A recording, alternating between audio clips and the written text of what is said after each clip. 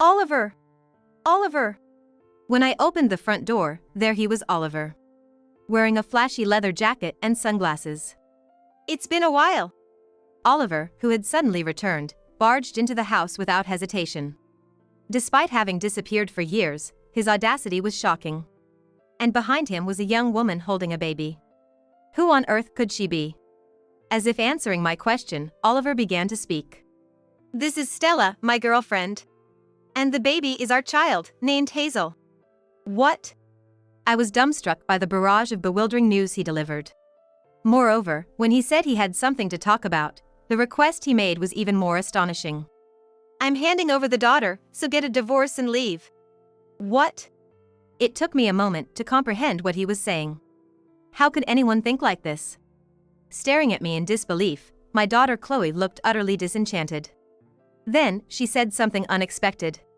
Divorce is not an option with Mom. Because. The next words from Chloe turned Oliver and Stella pale. My name is Luna Smith. I'm a 50-year-old employee, living a life with my high school daughter, Chloe. Though, I'm not a single mother. I have a husband. His name is Oliver, also 50 years old. However, we are not living together. Worse, I don't even know where he is. Oliver disappeared a few years ago. He just left the house one day and went missing. Of course, I did everything I could. Asked friends and acquaintances, filed a missing person report with the police. Yet, to this day, his whereabouts remain unknown. At this point, I thought it was time to give up. Oliver is probably never coming back. Our marriage was already strained. Divorce seemed inevitable. Just when I thought it was time to live a modest life with Chloe, Oliver suddenly returned. And then, one shocking truth after another was revealed. I could only be astounded by the twists life can bring. But before I talk about Oliver, let me start with my own situation. I lost my mother when I was young and was raised in a father-only household. My father was strict but kind, always caring for me. Don't hold back for Dad's sake, do what you love. I remember him saying that with a smile, as if it were just yesterday. Thanks to him, I was able to dedicate myself to my studies without any worries during my school years. After landing a job, I worked hard, and whenever I had time, I traveled with friends or enjoyed my hobbies, living a fulfilling life. Before I knew it, I was already 30. Just when I was starting to feel a bit anxious about marriage, Oliver appeared before me. Introduced by a friend, Oliver was the same age as me. He was a bit of a show-off, but he knew a lot of fun things to do and always seemed to be enjoying himself. Gradually, I was drawn to the cheerful Oliver. After we started dating and he proposed, I decided to marry him. However, my father expressed his reservations about me marrying Oliver. I'm just worried about that guy. That was my dad's constant refrain. That's not true. He might seem a bit frivolous at first glance, but he's a kind and good person. You don't understand him at all. I would always retort to my father in this manner. Looking back, I realize my father was right. My dad, who seldom opposed me, clearly expressed his objection. If I had just listened to him, I might have had a different life by now. But time can't be turned back. Soon after, I found out I was pregnant. It was around this time that Oliver slowly began to show his true colors. Man, this bike looks cool. Hey, I want to buy it with my next paycheck. Oliver pointed at a motorcycle in a magazine, smiling brightly. Lately, he seemed to be getting into motorcycles, spending his weekends tinkering with them. He started hanging out less, and I felt his spending was getting a bit reckless. What are you talking about? You already have one. Think about our finances. Our child is going to be born soon. Yeah. Man, you're so nagging. Oliver responded with a bored expression. Lately, Oliver's attitude hasn't been great. I wonder if it's just my imagination, but it feels like I've become his second or third priority since we got married. Maybe we're just going through a rough patch. I was thinking of it lightly, just like that. I had no idea that a terrible event was about to unfold. Wait, what's with this bike? I was shocked and blinked in surprise when I saw a shiny new motorcycle in front of our house. I went ahead and took out a loan to buy that bike, Oliver said proudly. How about that? Cool, right? I was furious, having never thought he'd actually buy it. But Oliver, unfazed by my lecture, immediately started taking care of the bike. I was utterly dismayed by his selfish actions. Especially now, when I wanted to save as much money as possible for our coming child. Rubbing my belly, I muttered complaints to myself. A few days later. In the evening, while I was preparing dinner, Oliver called. He was supposed to be out riding his motorcycle around, but something must have happened. When I answered the phone, Oliver, with a trembling voice, started to say something terrifying. Luna, something terrible has happened. I was speeding a bit and hit someone. What? My mind went blank. Apparently, the other person was unconscious, and he had hurriedly called an ambulance. Oliver seemed to be slightly injured as well, but the situation was unclear. Let me know when the ambulance arrives and the hospital is decided. I'll come too. Saying that, I hurriedly hung up the phone. Once I arrived at the hospital, I looked for Oliver. Oliver was in the waiting room, talking to the police. He had a bandage on his knee from a scrape, but other than that, he didn't seem to have any injuries. I joined the conversation and got information about the other party involved. The other party was a young businessman named Luke Jones. The victim's parents and wife arrived with pale faces. His condition seemed to be quite severe. Soon after, a doctor came out of the operating room. The moment I saw his face, I guessed the outcome. As expected, the doctor announced, "He has just passed away." The wife's screams echoed through the hallway. After that, it was like hell. Oliver was immediately arrested. He was going to prison for a traffic-related offense.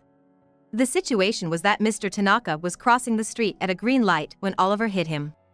Speeding and running a red light, and on top of that, the fact that the victim had died, must have led to the judgment that it was a particularly malicious accident. What's more horrifying, that motorcycle wasn't insured.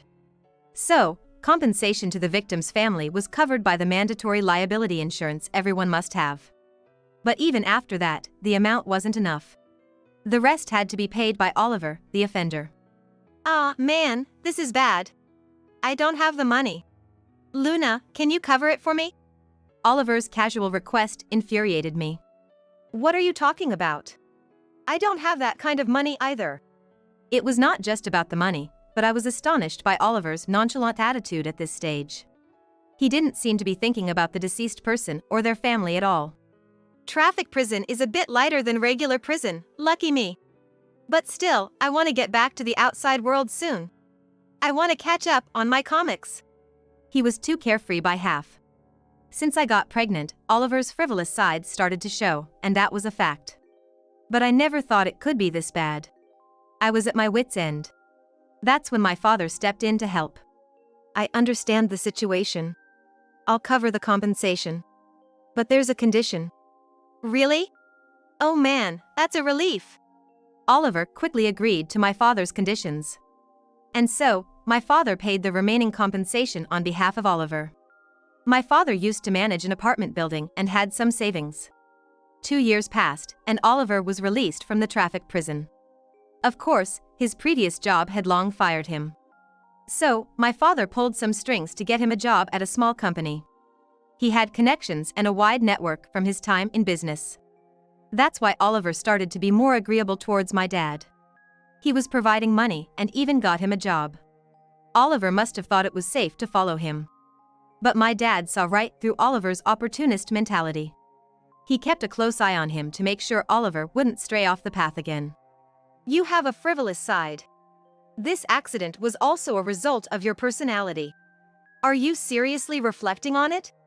Remember the victim and live an upright life, will you? Yup. I mean, yes. I'll turn over a new leaf and do my best. Oliver lived humbly for a while. He took his job seriously and even took care of Chloe, the child that was born. He never missed visiting the victim's grave on the monthly anniversary of the accident.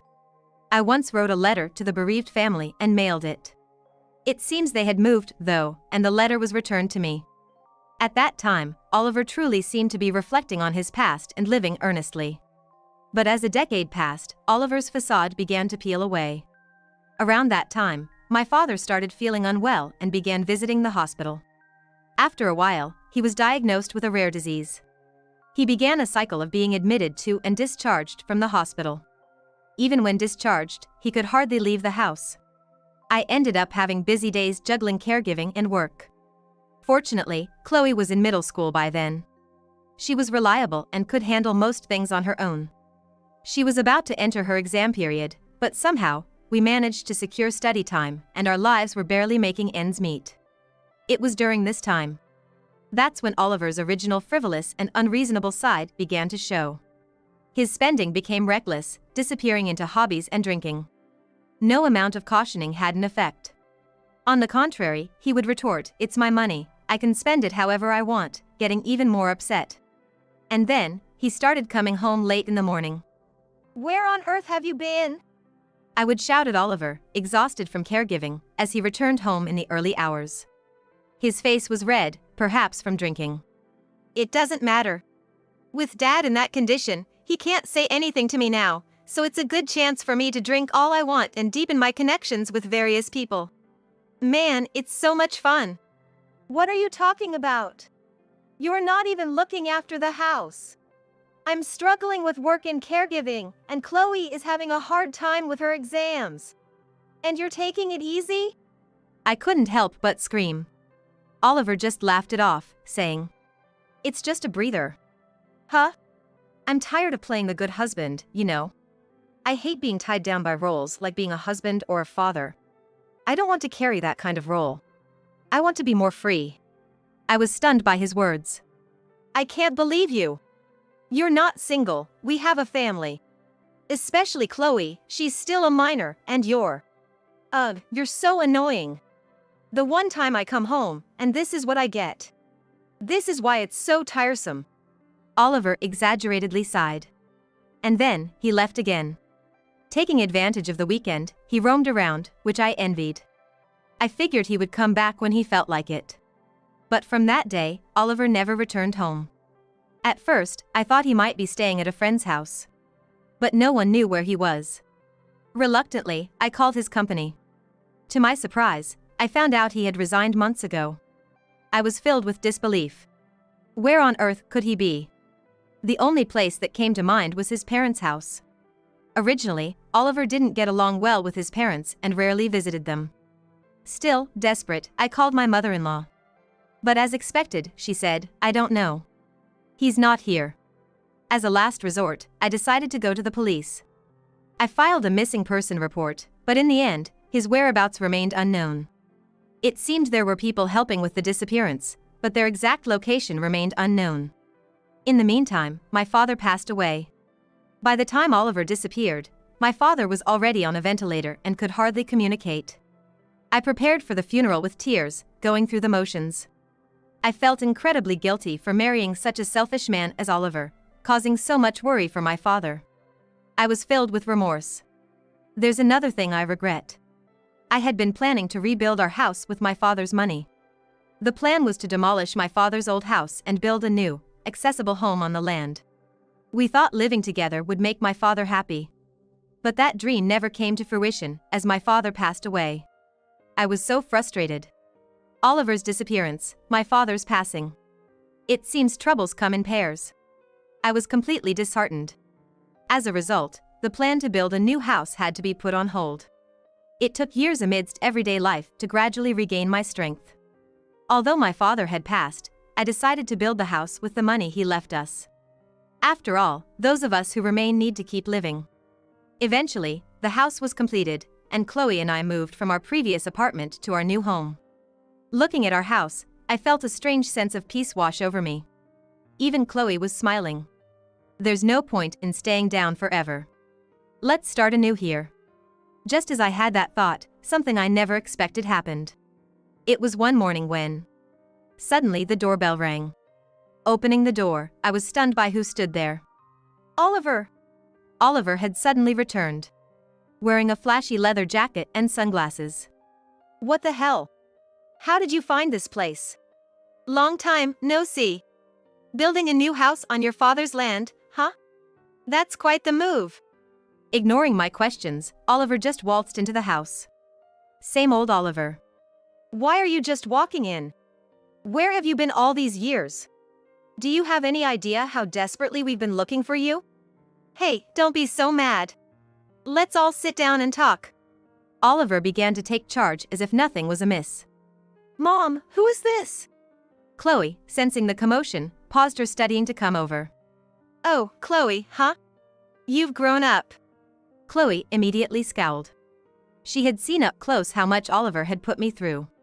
She clearly harbored a deep dislike for her father. Her sharp gaze wasn't reserved just for Oliver. Following behind Oliver was a young woman, causing Chloe to look suspicious.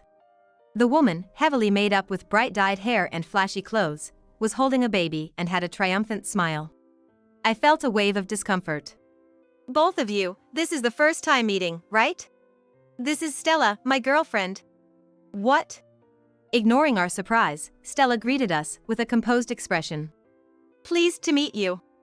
After disappearing for years, Oliver suddenly returns with a girlfriend in tow. It seemed utterly insane. But then, an even more appalling truth was revealed. Pointing to the baby Stella was holding, Oliver proudly said, This kid is mine and Stella's. Cute, isn't she? Her name's Hazel. A child. I felt dizzy, barely able to stand. It was terrifying how much common sense he lacked. Was Oliver really this bad once you got to know him? I managed to squeeze out my voice. You come here out of the blue, with a girlfriend and a child. What's this all about? You should have done this after getting a divorce. In the first place, you are. Stop. Enough with the preaching. Can we talk about our situation? We came here today because we have a favor to ask. Oliver, cutting off my speech with a hand gesture, sat down as if he owned the place, alongside Stella. Such outrageously unconventional behavior. Their way of thinking was completely incomprehensible to us. How can we possibly listen to a favor from people as senseless as you two? Just get out now. Chloe shouted, her expression full of disgust. Then, Oliver dramatically pretended to be scared. Oh, scary, scary. Chloe's getting more like Luna. Not cute at all. Don't mock me. Chloe glared at Oliver and Stella. I put my hand on Chloe's shoulder. Chloe, let's calm down for a moment. I doubt it's anything worthwhile, but let's hear them out. We couldn't let Oliver dictate our emotions. We had to stay calm. Realizing this, I managed to soothe Chloe, who looked ready to lunge at Oliver. Then, we all sat down. What have you been doing since you left home? I asked, curious. Just before I left, I met Stella working at a club. She's young and cute, and we really hit it off. Oliver said, smiling at Stella. It was so creepy, it was almost funny. So, I told her about how my wife and in-laws were giving me a hard time, and she suggested I stay with her, so I did. What? Yeah, it was great. Stella isn't nagging like you, she's kind. Then we had a kid, and she told me I didn't have to work if I took care of Hazel, so I quit my job. A stay-at-home dad, you know? Oliver continued, unfazed by our stunned silence. Sometimes Stella goes to work in clubs out of town, so I'd go with her, living in different places all over the country. Felt like a vacation, it was awesome. No wonder we couldn't find him. Basically, Oliver was living off a younger woman. But with the kid getting to daycare age, we thought it was time to settle down, so we came back home. Then we stumbled upon you guys. Followed you here and was surprised to see this new house. You guys are living the good life, huh? Oliver rambled on, grinning. Though I tried to stay calm, it's tough dealing with someone so far removed from common sense. So, what are you trying to say? I asked coldly. Oliver proudly stated. Basically, we want this house. It's big and just right for us. We'd make better use of it. I'll go ahead and divorce Luna, so you and Chloe can just move out. What? What are you talking about? So, Oliver paused before saying, I'm giving up the daughter, so divorce me and leave. At this point, it was beyond understanding. How could someone think this way? I was speechless, but Chloe unexpectedly spoke up. Divorcing you, Mom, is impossible. Because... Chloe continued with a cold expression. Did you forget about the promise to Grandpa? Huh? My father-in-law's. You haven't forgotten, right? About the compensation money for that accident, which Grandpa paid on your behalf. Oliver panicked at Chloe's words. Hey, what are you suddenly talking about? Huh? What, that accident? Stella looked puzzled. Didn't know? Even though you're his girlfriend. This man once hit someone with his motorcycle and went to traffic prison for it. The victim died. My father paid the compensation to the victim's family. But there was a condition attached. It was like this: I will cover all the compensation to Mr. Jones's family. In return, if there's an event that leads to the breakdown of my marriage with Oliver, I will reclaim the full amount from Oliver. Hearing my words, Oliver and Stella turned pale. Oliver must remember agreeing to those terms at the time. But he was probably too happy about the money being covered to remember the specifics. You left the house without permission, went missing without a trace, and on top of that, you got a mistress and had a child. That pretty much means our marriage is broken, doesn't it? But your father's gone now, right? Such conditions can't apply anymore, can they? Oliver was visibly flustered. Too bad. My father has indeed passed away. But did you forget? We made a written note of it. So, it has legal effect. If you breach that, we have the upper hand in a lawsuit. And there's more to the memo. If Oliver can't pay back the money, he must work at a day labor facility specified by my father, and the wages will be deducted from there. What? Oliver was speechless. He seemed to want to say something, but no sound came out. It was clear he didn't have the money. Oliver had always been the type to buy whatever he wanted right away and had no savings. Even now, he's living off Stella, who works at a club. He must be broke. That leaves the day labor facility as his only option.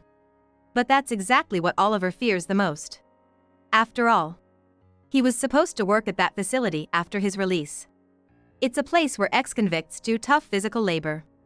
Oliver, who loves taking it easy, showed a strong aversion. He disliked it so much that my father had to hide his criminal record and introduce him to a regular job instead. Knowing this background, Oliver must dread the idea of physical labor. No, I have money, Oliver said in a dry voice. Oh, where? Well, yeah, Stella has money. She's a top hostess, earns a lot. So, paying that compensation is no big deal for her. Regaining his composure, Oliver began to laugh carelessly. Ah, is that so? Well, as long as you repay, it doesn't matter how. Anyway, that's the deal. Stella, you either pay or work the day labor. We'll talk about divorce after repayment. Can't let you loose not knowing what you might do next. I said coldly, and Oliver replied with a smirk. Haha. Like I do day labor. Just get Stella to pay, and it's settled. I had completely forgotten about that old accident. Haven't visited the grave or thought about the victim's family since I left. Saying this, Oliver unbelievably joked. Then he turned to Stella. Right, Stella? You think the same, right? Stella? Hey, Stella? Stella had been acting strange, looking down in silence. Stella was looking down in silence. Upon closer inspection, her face was pale and her lips were trembling. The next moment, she uttered unbelievable words. It was you. Stella glared at Oliver. What's up? What happened all of a sudden, Stella? Stella suddenly raised her face, her eyes bloodshot as she yelled. You were the one who ran over my dad, Oliver. What? Both Chloe and I were shocked by this revelation. What did she mean?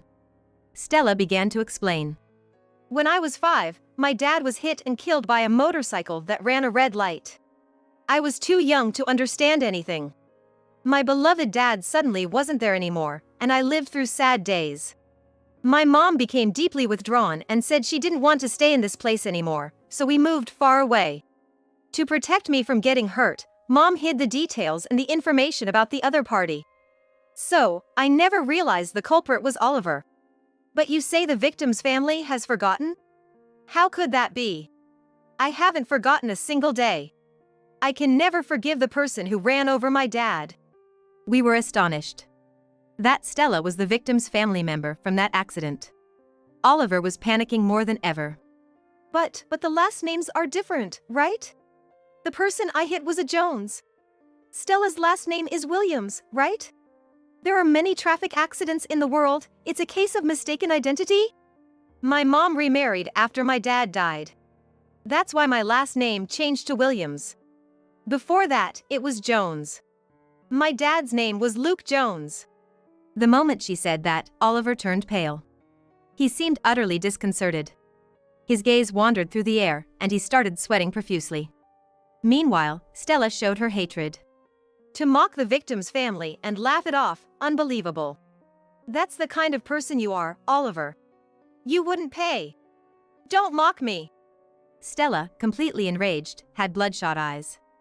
Frightened by her voice, the baby Hazel she was holding started crying. However, she did not soothe her. In the silent room, only the baby's cries echoed. Oliver seemed to have lost the ability to speak, looking utterly vacant. Breaking the silence, I spoke up. So, that was the story. Now, as for the continuation, Stella, about living with Oliver in this house. Are you kidding? I could never be with a man like that. Stella displayed a look of contempt. It was hard to believe they were once so in love. A man who ran over someone and destroyed a family. Chloe quietly interrupted Stella's outcry. You were about to do something similar, weren't you? The room fell silent again. Stella slowly spoke up. What? What did you say? I'm sorry for what my father did with the accident. But that doesn't give you the right to enter a deep relationship with a married man and have a child, does it? What you did might not be a crime that lands you in jail like my father, but in terms of destroying a family, it's the same. Because you were trying to take away our father. Even though he's such a father. I'm different. I didn't mean to. Stella seemed to realize what she had done, and her words faltered. Stella, I was shocked too when Oliver disappeared. Sure, Oliver was a terrible husband, a terrible father. He might have been different from your dad. But the feeling of a broken home is the same. You must understand the pain that Chloe and I went through. The momentum Stella had just moments before disappeared, and she fell silent. After a long silence, Stella started to speak in bits and pieces. After the accident took my dad, my mom and I moved to a completely different place. My mom remarried, but I never got along with my new dad. I didn't want to stay in such a home and started hanging out more. Stella laughed at herself. I dropped out of high school and started working at a club. Working at the club made money, but there were many hard times too. I always thought my life was tough because my beloved father was gone. So, I lived hating the person who took him from me. After pausing for a bit, she continued. Chloe, was it? You're right, I knew Oliver was married and had a child, but I didn't care. The other family didn't matter to me, I was resigned. But now, I realize I've caused you and your family the same pain I felt as a child. Stella looked completely dejected. She had entered with Oliver, confident and even smiling, but now she seemed much younger. She must be in her early 20s. With more than a 20-year age gap, she was with a man in his 50s like Oliver. Was she seeking the fatherly affection she lacked? After hearing her story, it seemed the only plausible explanation. I'm sorry. A tear fell from Stella's eye. A tear fell from Stella's eye as Hazel looked at her curiously. Stella spoke through tears. I will raise Hazel on my own. I understand. I nodded. Stella is still young. I hope she reflects and starts over, never straying from her path again. And not getting caught by men like Oliver. And not getting caught by men like Oliver again. With that settled, it was Oliver's turn. So, your fate is decided. You'll be earning your keep through day labor. I said, and Oliver, who had been silent until then, quickly objected. No, wait a minute.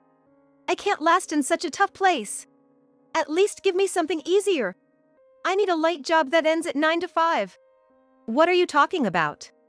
There's no such place. Considering you already have a criminal record, you should be thankful there's even a place willing to hire you. That's it. Oliver let out a pathetic sound. Stella and Chloe were looking at him with complete disdain. We've caused you a lot of trouble, Stella said as she stood up. Chloe had a complex expression, but I met Stella's eyes and nodded. Holding Hazel tightly, Stella left. After Stella was out of sight, Chloe murmured, Mom, are you sure? Shouldn't we have been harder on her? Mom, are you sure? Shouldn't we have been harder on her? It's okay now. I believe those tears weren't fake. I too was raised by a single parent.